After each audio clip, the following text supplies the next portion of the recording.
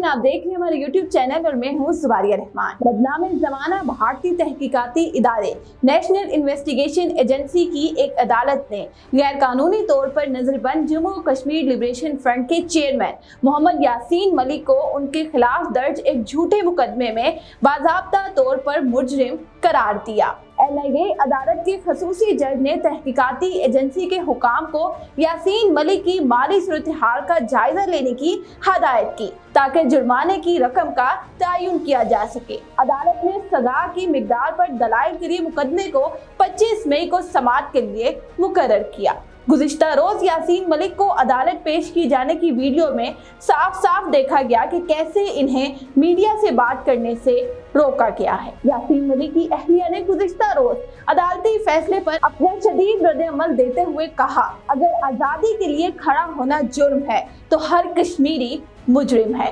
कातिल रियासत है, कातिल जज है। कब्जा करने वाले कभी इंसाफ नहीं दे सकते।